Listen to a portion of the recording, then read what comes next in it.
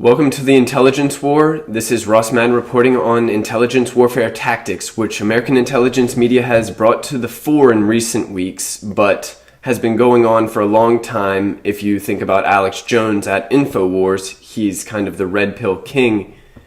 He's been red pilling people for years, but now that we're trying to drain the swamp, that our mission has shifted to draining the swamp, we really need to be specific with our red pills.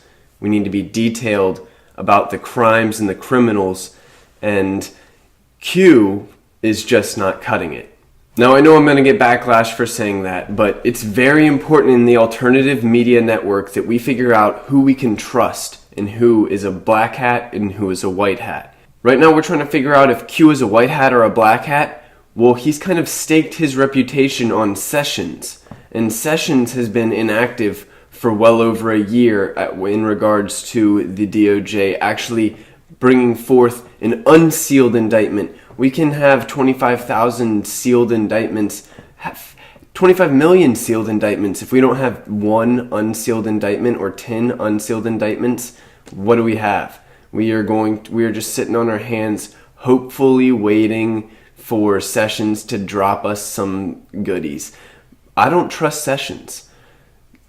Listen, if Q says trust Sessions, everyone says, oh, okay, we'll just trust Sessions, just trust Sessions. If Q says don't trust Sessions, thousands of people will dig into Sessions' past and see if Sessions is trustworthy or not.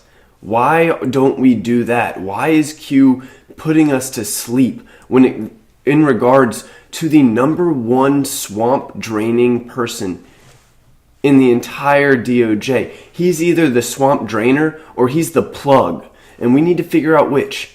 And right now Q is just saying trust, which doesn't mean look. We need to look and identify whether Sessions is trustworthy. And there are ways we can do that. American intelligence media has put forth a few questions that we could ask Jeff Sessions that would identify him as either a white hat or a black hat, a litmus test, if you will. For instance, hey Jeff Sessions, when did you know about Uranium One? Did any of your subcommittees, while you were a senator, have to approve the Uranium One deal in addition to the CFIUS board? That is a great question that would figure out whether Jeff Sessions is bought and paid for or whether he could possibly be draining the swamp. I really am in line with American intelligence media. I think Jeff Sessions is a black hat. I do not think we can trust Jeff Sessions. Jeff Sessions and Q have one thing in common. They're both hiding all the time. They're both anonymous. Meanwhile, Douglas Gabriel from American intelligence media, he goes by Thomas Paine. He goes by an alias, but it's not a very good one because we all know his real name. He gets on YouTube. You can see his real face. He has a website which he updates daily. You could ask him questions. He's a real person. He deserves credibility. He puts his reputation, his face on the line, his life on the line to answer tough questions about the deep state.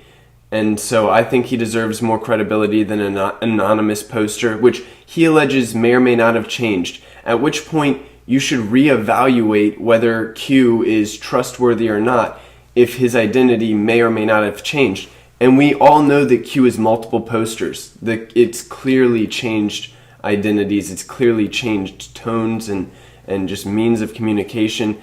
So we need to reevaluate whether this is still Donald Trump, the White House speaking. Q was the White House. When it was plus, plus, plus, plus, plus, plus, I agree. November was the White House. But then December happened and January, and things may have changed. We need to reevaluate, and trust Sessions is not how we reevaluate. That is a go to sleep statement. Douglas had an incredibly important argument with Jason Goodman from Crowdsource the Truth that everyone should check out about identifying white hats from black hats. And he said something very interesting. Jason Goodman said, well, how do I know I can trust you? And Douglas came back and said, well, I always tell the truth, which just made me laugh. That's a funny response, because that is what we're looking for. We're looking for the truth. But how do you know that he's telling the truth? Douglas Gabriel tells the truth, and you know he tells the truth because he tells the same things. He's consistent. His predictions are accurate. They actually come true, but not just actually come true, they're precise. They're like Q's predictions. Oh, liquidity events. Watch the liquidity events. Well, Zuckerberg sold his stock the next week. Yeah, okay, maybe Q nailed that one. Everyone's selling stock. The stock market looks like terrible right now. So that's not an impressive prediction.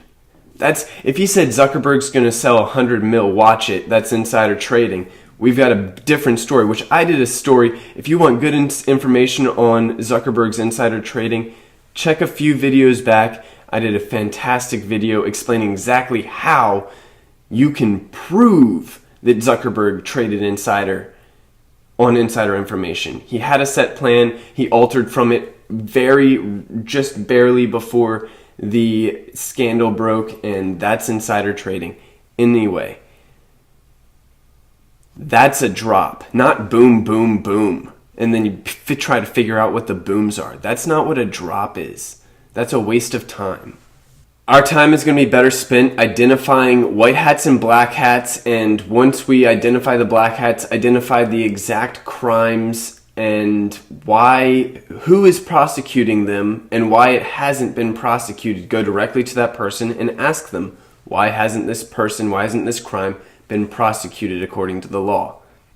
To wrap this up, there are a few things that we're looking for when we're identifying white hats and black hats. Who's going to tell us the truth? 3 things. The consistency of their message. So look back at their videos, look back at their history of statements, and see if they have had to change their story or if they've been able to tell the same message over time. Like American intelligence media has been saying for months and months, we can't trust Sessions. Sessions is doing nothing, and he's done nothing to earn our trust in the meantime.